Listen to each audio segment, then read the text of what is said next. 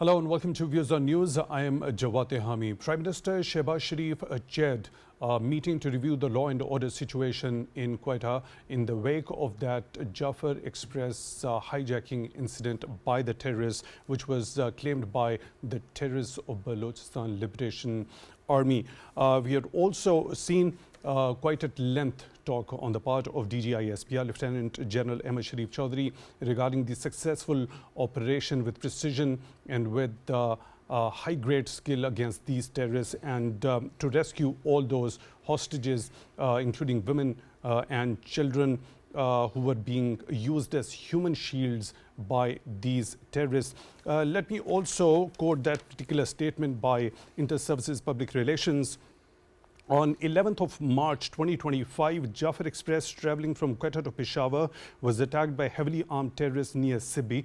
The terrorists, after blowing up the railway track, took control of the train and held the passengers hostage, including women, children and elderly, using them as human shields.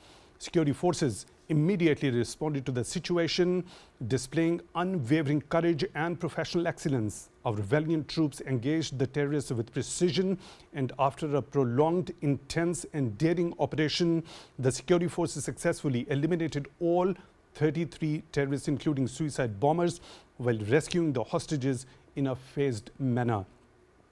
Tragically, during stage of this intense standoff, the terrorists took the lives of 21 innocent hostages before the commencement of the clearance operation. Additionally, 4 brave security forces soldiers made the ultimate sacrifice and embraced Shahadat. Their selfless actions saved countless lives and prevented further catastrophe. The security forces of Pakistan are working tirelessly to provide support and assistance to the families of the victims and the rescued hostages. Sanitization operation is also being conducted in the area, and the abettors of this cowardly and heinous act will be brought to justice. Intelligence reports have unequivocally confirmed that the attack was orchestrated and directed by the terrorist ringleaders operating from Afghanistan, who were in direct communication with the terrorists throughout the incident. Pakistan expects the interim Afghan government to uphold its responsibilities and deny use of its soil for terrorist activities against Pakistan. The security forces of Pakistan remain steadfast in the resolve to eradicate terrorism in all its forms and manifestations. The sacrifices of innocent civilians and our brave soldiers further reinforce our unwavering commitment and resolve to safeguarding our nation at all costs, unquote. We have also seen Prime Minister during that particular important meeting to review the law and order situation in Balochistan made an address and also said that a whole nation is deeply saddened at the tragedy in Bolan. Terrorists did not care for the sanctity of Ramadan or women and children. More than 400 people were taken hostage in a barbaric manner. Plan of action to deal with terrorists had many dimensions. Priority in operation was to protect the lives of the innocent civilians. Successful operation conducted under leadership of Chief of Army Staff and Corps Commander. 339 hostages rescued from the terrorists. 33 terrorists killed in operation. SSG Zarar Company played central role in the hostage rescue operation. Everyone in federal and provincial governments have to play their role for peace. Security forces had eliminated terrorism in 2018. We today visited train attack injured to inquire about their health. Security forces are rendering unmatchable sacrifices in war against terrorism. Terrorism inflicted $130 billion losses to Pakistan's economy, and the progress of Pakistan is not possible without the progress of Balochistan. These important statements will be taking up for discussion, especially in the light of this particular fact, which has once again been revealed, that these terrorists who were involved in this tragic incident, this heinous terrorist act of taking the entire train hostage and using the women, children and elderly as human shields, they were being handled from their facilitators back in Afghanistan. Since the Kabul takeover back in 2021, there has been a resurgence of terrorism here in Pakistan, with the Afghan soil that has been continuously used by militant outfits and terrorist groups, and Pakistani authorities on a number of times shared irrefutable evidence of the involvement of Afghan nationals And these terrorist outfits which are perpetrating these heinous terrorist attacks inside Pakistan. A number of UN Security Council reports also suggest there is a collusion between a number of dozens of terrorist groups which have taken safe haven on the Afghan soil, and they are posing threat not only to neighboring and regional countries, but also this threat could turn into a global threat. We have also seen a number of successes on Pakistani authorities. Most recently, we have also seen US President Donald Trump thanking Pakistan in its counter-terrorism efforts. So all these important aspects are for discussion. For that, we are on to being joined by Mr. Air Marshal, retired Saeed Mohammed Khan, senior analyst. Mr. Khan, thank you very much for time for being with us on the show tonight. We really appreciate that on Skype. At the same time, we are honored to be joined by Mr. Hassan Khan, Afghan affairs expert. Mr. Hassan Khan, thank you very much for your time also for being with us on the show tonight. Really appreciate that. Let's begin with the discussion with you, Air Marshal Khan. Now, looking at this particular incident, it happened in the holy month of Ramadan. We saw a statement came from Prime Minister yesterday, also today, during his meeting to review the law and order situation in Quetta. He talked that these terrorists did not take care of the sanctity of firstly the month of Ramadan, the sanctity of women, the elderly and children. What sort of mindset is that? Has this particular mindset to do with religion or any ideology at all? Not at all. BLA, if you Google BLA, you would find it as an ethno-nationalist militant organization. So it has been using nationalism as well as ethnicity for its militant activities. They are being supported, in my view, by both India and Afghanistan. And both these countries are now worried as our economy stabilizes. We start on the progress path. The CPEC is getting a new lease of life after the Prime Minister's visit to China. And now they are getting worried that if Balochistan develops, then their relevance in that region would finish. Both the countries have invested heavily into this militant group, and now they find it the most opportune time to create these terrorist activities over here.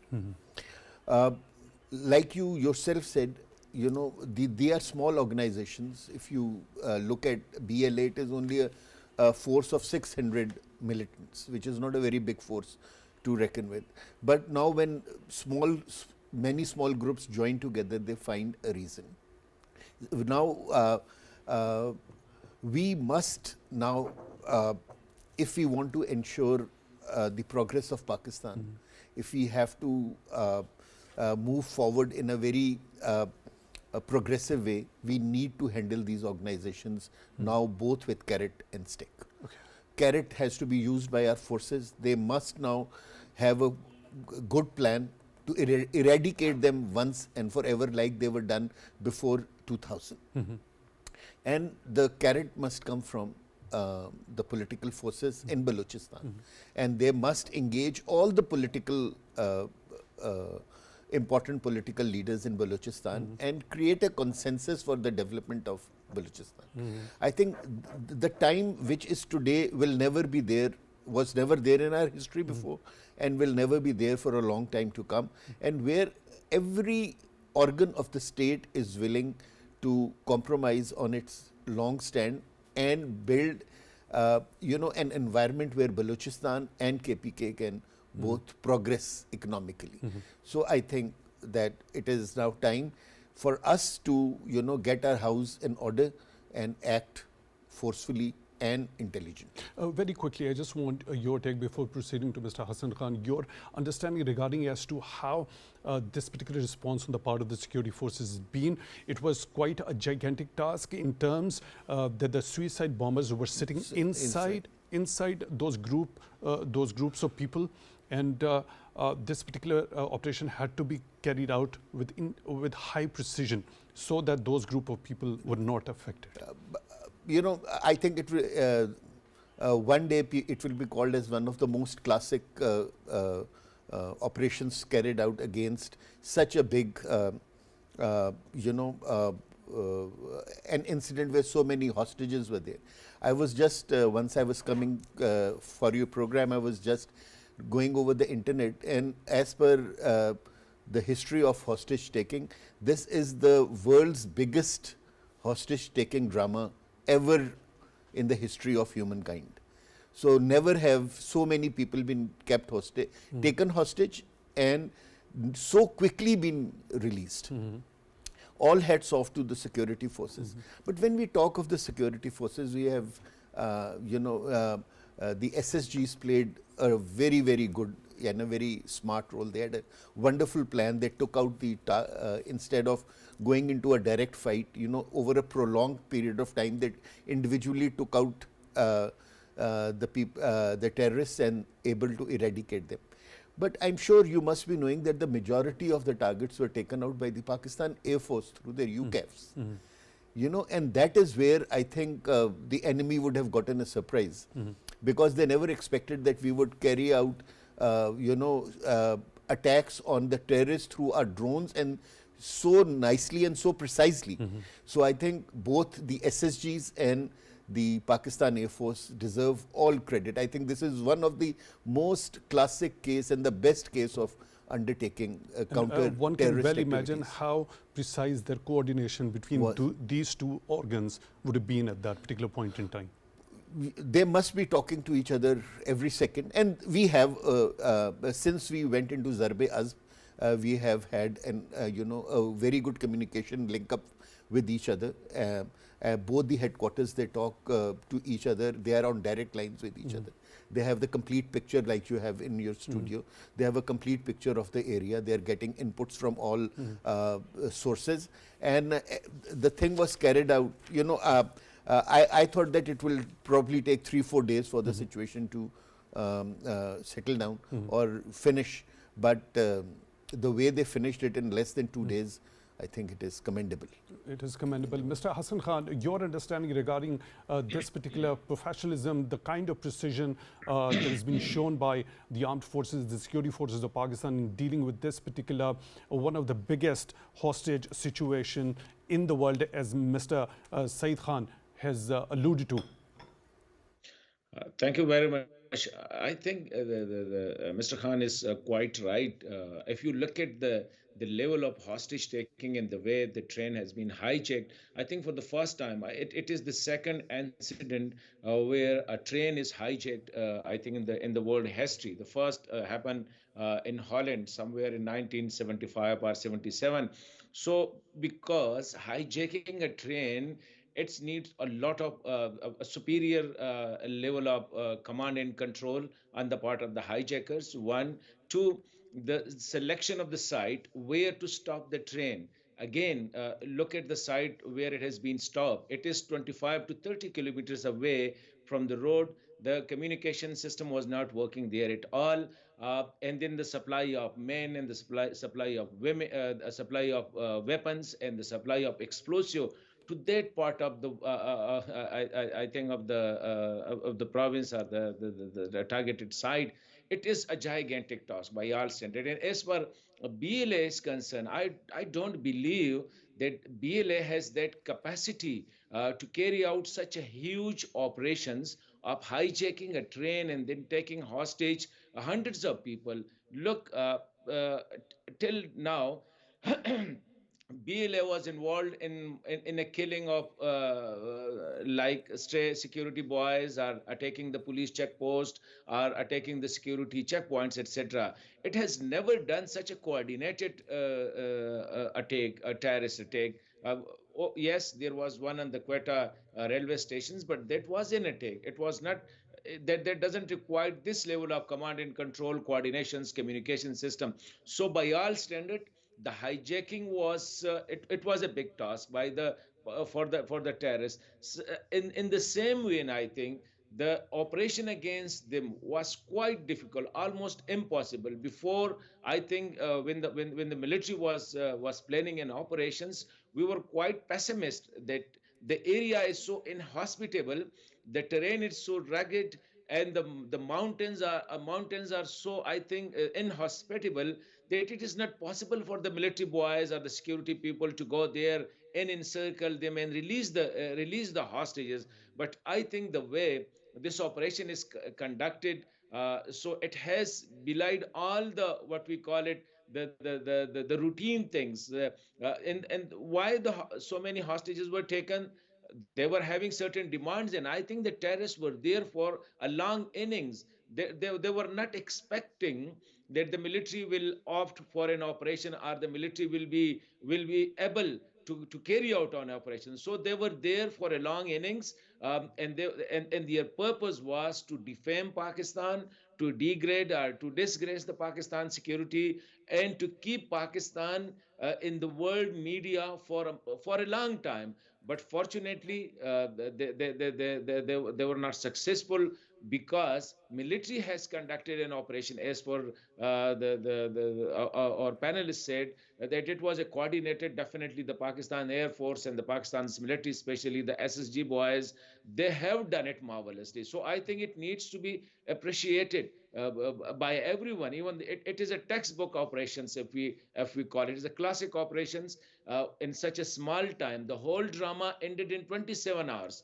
In 27 hours, the hostages were taken, train was hijacked, and the hostages were released, and all the terrorists were killed. So I think, I can't say that there will be another example of this type of operations carried out by any military in the world.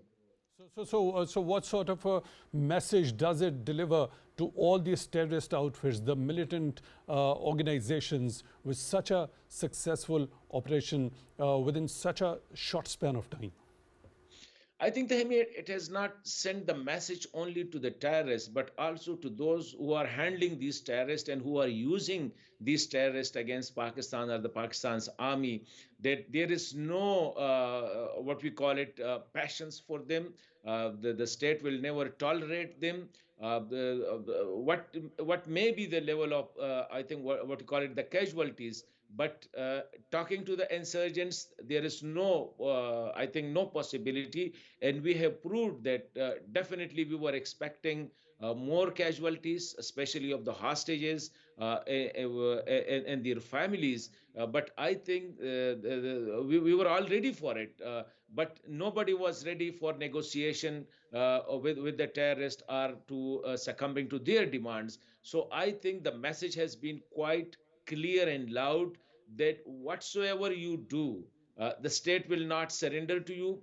The state will not negotiate with you. The state will act against you the way, I think, that you will not expect it. So the message is not only to the terrorists on the ground who were carrying out these nefarious, what we call it, terrorist acts, but also those who were handling them, who are training them, who are providing them the resources, and who are keeping them here, are nourishing them here, to just to harm Pakistan's, or to harm the people of Pakistan, or create ethnic divisions, or create other division among the people of Pakistan. So the message is quite loud and clear to all.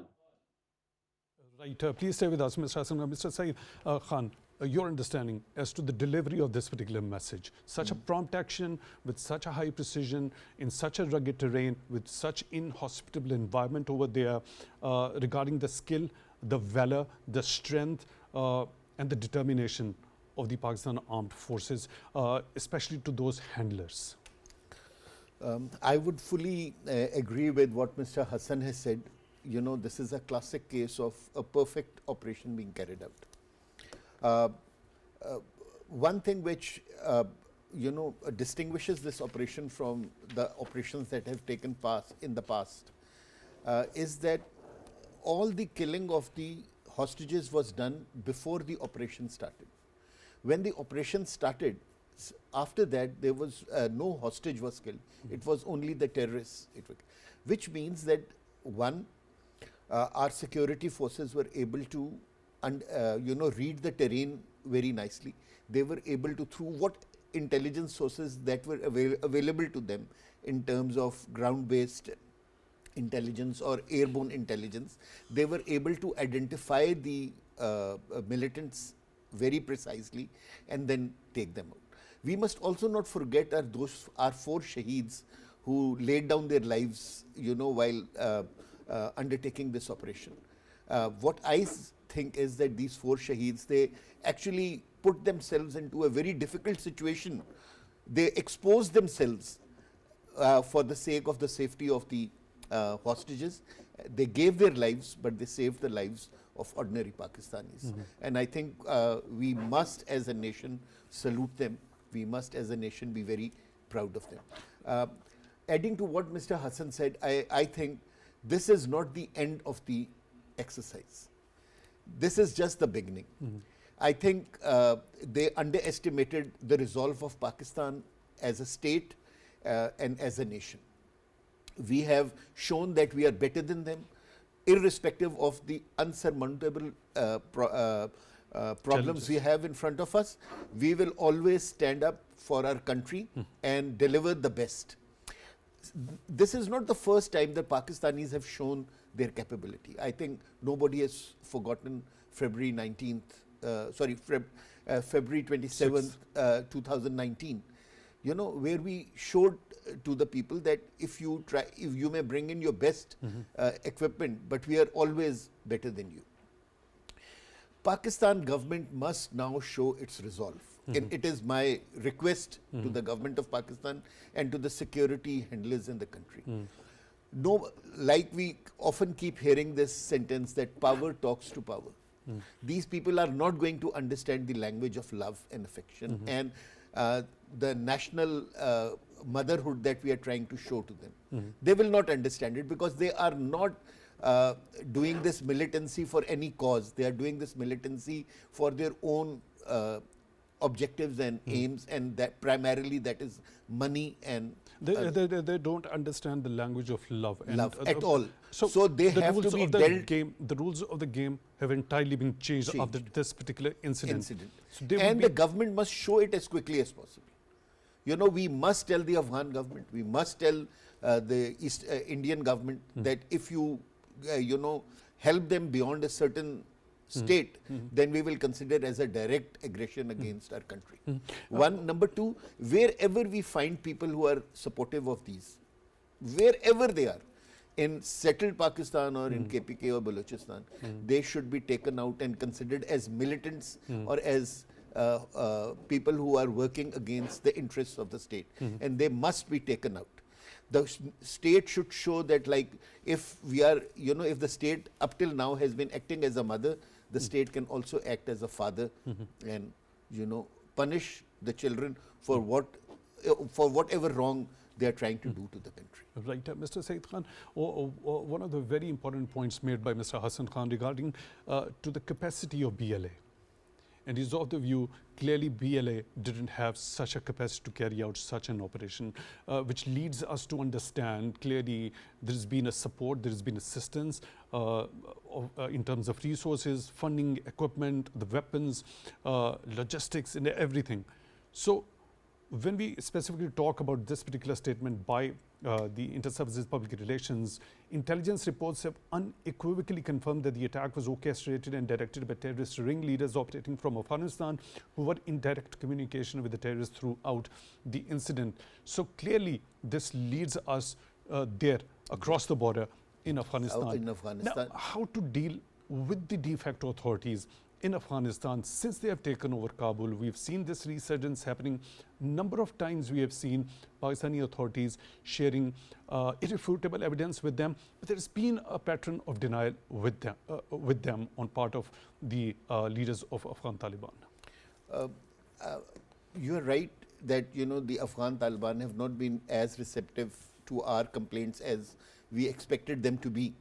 But now, like the DG ISP has said that we have irrefutable evidence. We must take that evidence to Afghanistan, show it to them, and ask them to behave as good neighbors. If, as being neighbors, if they abet an activity against the state of Pakistan, then they actually are no more friends, they are no more good neighbors. And I think, like I told you, that we must act with a firm voice, with a stick in our hand, but politically also.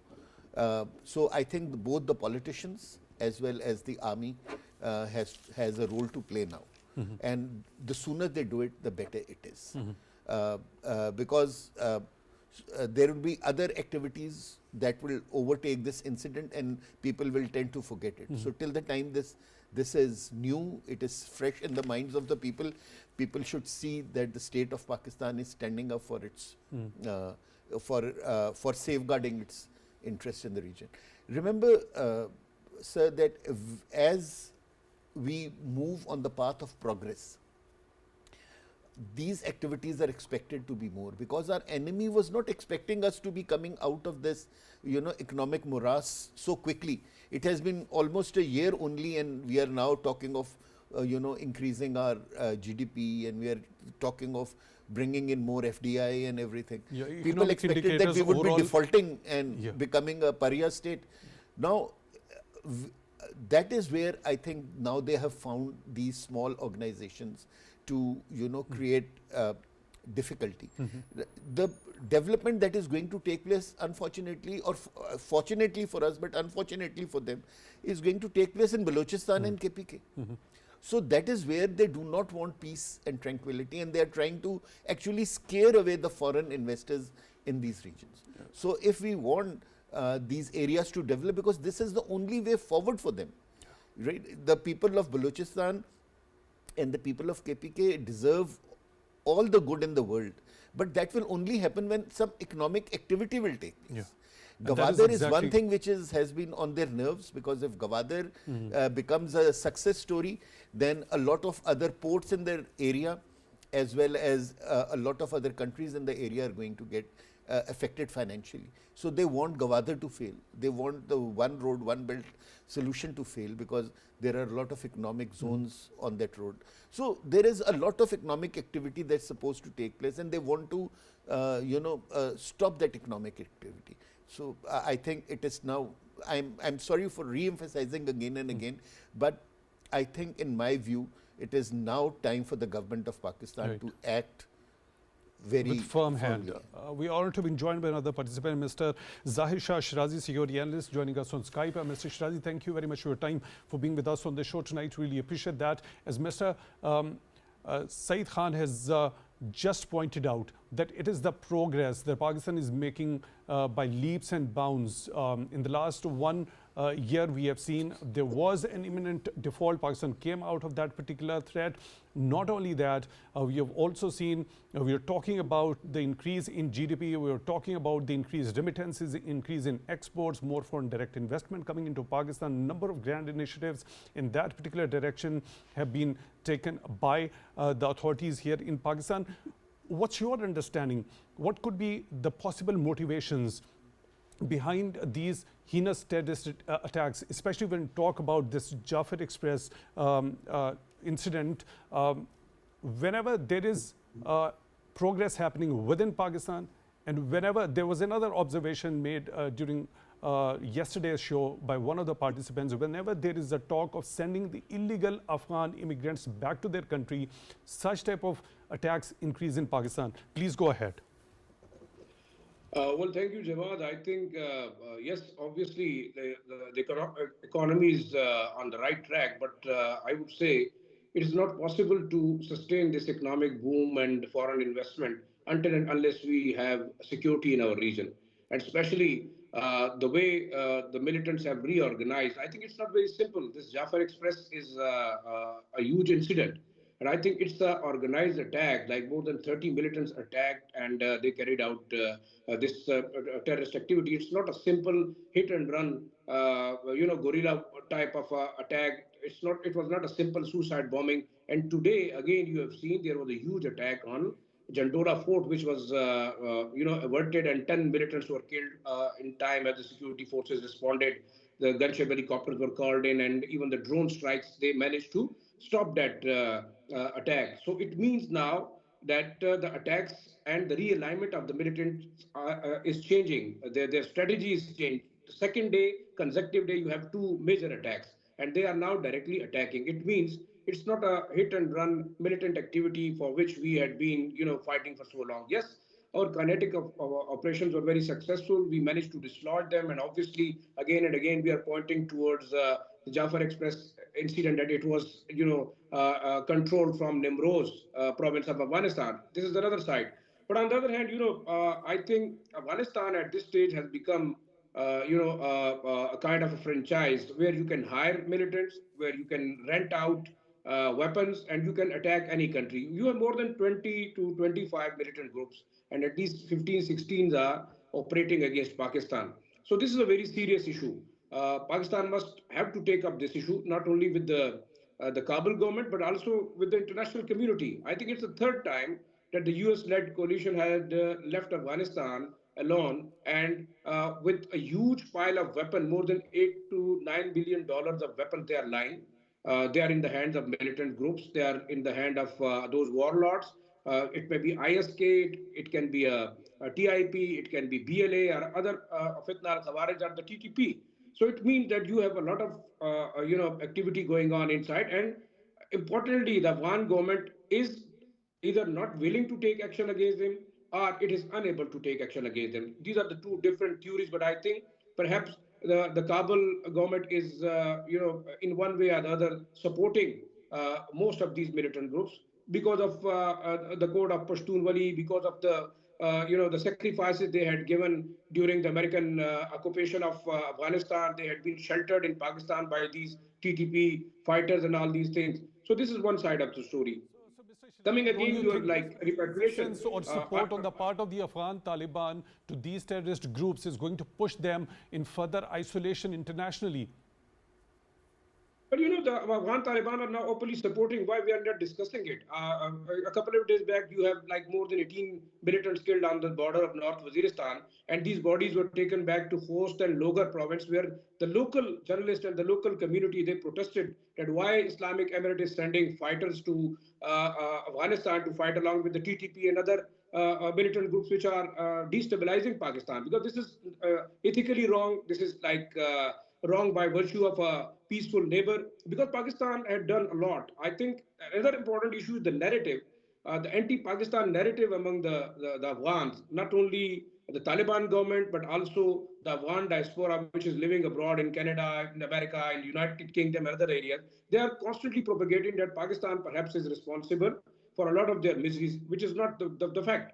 And another important issue is now we have to convey to the international community, even the US, the Sharifullah's arrest is a huge, breakthrough which Pakistan had done. Now, Pakistan can demand from the US-led coalition, also from the friendly countries like UAE, Qatar, Saudi Arabia, who had guaranteed in Doha that Afghan style should not be used against Pakistan. And why these militants are not being taken to task, this is very important. And an important local solution. I would say the local tribal negotiations, they are very important.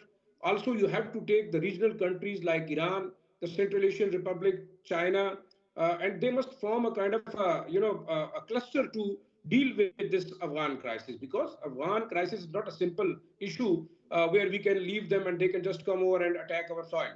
And importantly, I think Pakistan deserves the right to take up this issue diplomatically as well as militarily. There is no reason if the Kabul government is not able to take action against those safe havens along the Pak-Afghan border in the the no man's land. I think Pakistan has the capacity, Pakistan has the capability, and Pakistan has the right to take them on. I think this is the time.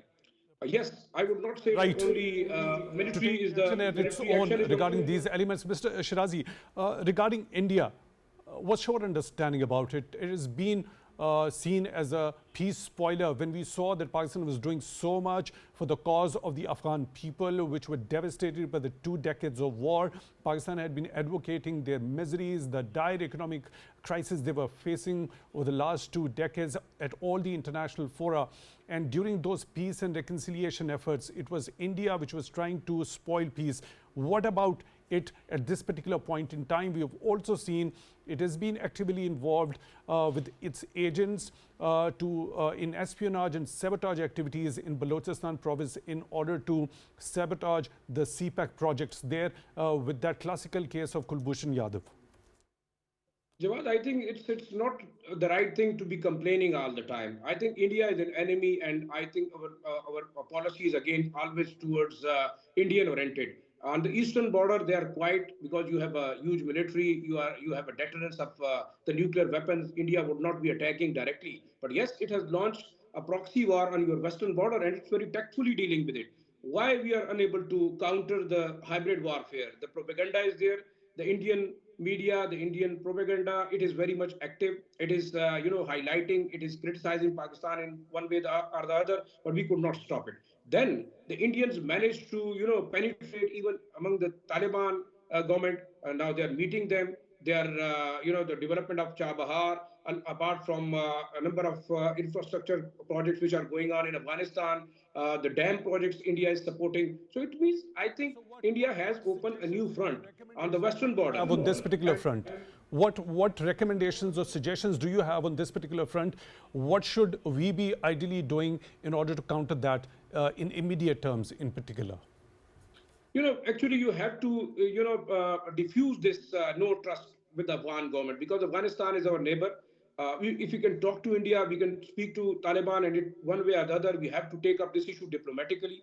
We have to engage our friendly countries. We have to, use those religious elements who had been very close to the Afghan Taliban. And another important factor is now the Taliban leadership is also in a serious crisis because you have seen Khalifa Sirajuddin is out of the country. Ghani Baradar is not in good terms with the Maulvi Hebatullah and its administration. Hikmat Yar is out of the power game. So it means you have to take these things very tactfully. And obviously, apart from the international community, I think the brotherly Islamic countries like Saudi Arabia, UAE, Qatar, they can be helpful. We have to take up this issue with them. And obviously, China is a major player because Chinese have also offered Kabul to extend some development activities in the form of extending this BRI and CPEC project. So obviously, Chinese influence can be very helpful. So overall, I think you have to find a collective solution,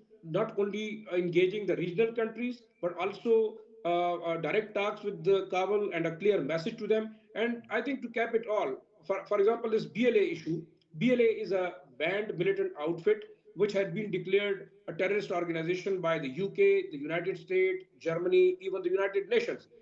Now, if it had launched such a huge attack on the Pakistani state, where is the international community? Because Pakistan had been a frontline state against this war on terror. And today, the GTI report is saying Pakistan is under threat on number two as far as the militant attacks are concerned.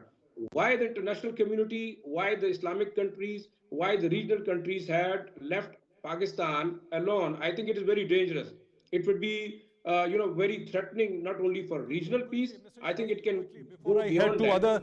before I head to other participants, unfortunately we're left with a very short time. Your quick take regarding as to this particular statement. We have also seen Pakistan handing over Sharifullah, the Abbey Gate attack mastermind, to the US, which was specifically talked about by US President Donald Trump in his Congress address. Thanked Pakistan for this particular effort. Now, after this particular Jafar incident, Express incident, the US Embassy in Pakistan says the United States will remain a steadfast partner of Pakistan in its efforts to ensure the safety and security of all its citizens. We stand in solidarity with Pakistan during this difficult time. If you allow me, I'll come back to you. Let me go once again to Mr. Khan, Mr. Hassan Khan. Your take regarding as to what Pakistan should be expecting from the US in counter-terrorism domain in particular. Mr. Sherazi, please go ahead. This question is for you. I think we've got disconnection with Mr. Hassan Khan. Mr. Sherazi, please go ahead. Well, Jawad, I think it's time. It's a huge success again by Pakistan by handing over Sharifullah, because Sharifullah was wanted to at least 7, 8 countries. He was wanted to Russia, he was wanted to Turkey, he was wanted to Iran, and obviously running from all these countries, he was nabbed by the Pakistani intelligence agencies. It means it's a huge success.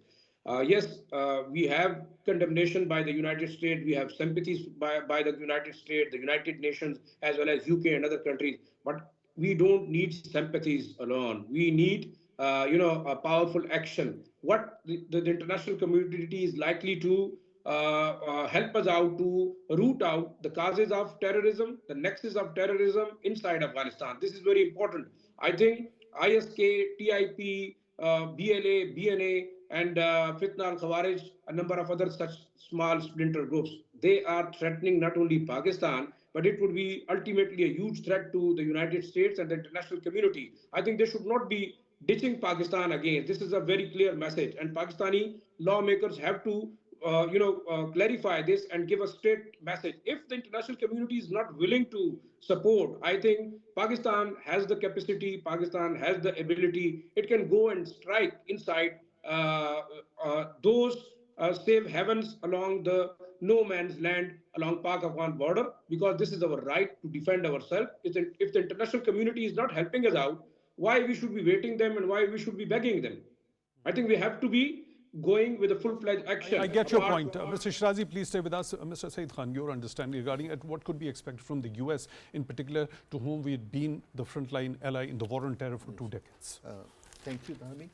Just adding to what Mr. Sherazi has said, and I will then answer your question later. I think the 2 steps we should immediately take is that if we have irrefutable evidence of their,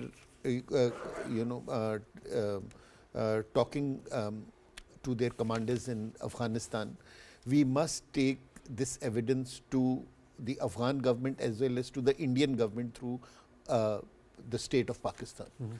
And after we should be able to convince them that your soil is being used against us, and it is your duty to remove it.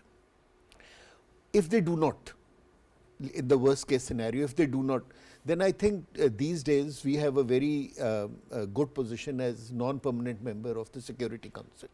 Now our country has been threatened. We are members of the United Nations. We must ask a Security Council briefing on the Jafar Express incident, and where the government of Pakistan must give a complete briefing to all the diplomats, where all the 5 permanent members and others are there, and they must explain it to them that how these terrorist organizations are using Afghan soil and Indian assistance to attack the state of Pakistan. So we must do that. Now coming over to your question of Americans and others. Like Mr. Hassan also highlighted this point, that Americans must now be apprised again and again on the weapons they have left behind with the Afghan government. Unfortunately, those $7-8 billion equipment, instead of going for the security of Afghanistan, are actually going into the hands of militant organizations for creating destabilization in neighboring and regional countries. So I think with the policies which Mr. Trump is having these days, if he is approached, in the correct manner, I think that he will understand, and the Americans will then use their own, resources to either retrieve this money back, these weapons back, or they will put pressure on the Afghan government to behave in a sensible manner and take hold of these militant organizations on their soil. So I think we really, Tehami, our security forces and our armed forces have shown their capability. So nobody is now in any ambiguity about it. It is now time for our civilians and our political forces to move forward, take up the matter and make it an issue in the world. I get your point. Mr. Air Marshal retired Syed Mohammad Khan, senior analyst, joining us in the studio. Thank you very much for being with us on the show tonight. Really appreciate that. On Skype, we were joined by Mr. Zahir Shah, Sherazi security analyst. Mr. Sherazi, thank you very much for your time also for being with us on the show tonight. We really appreciate that. With that, we come to the end of today's episode. Till the next one, take good care of yourselves.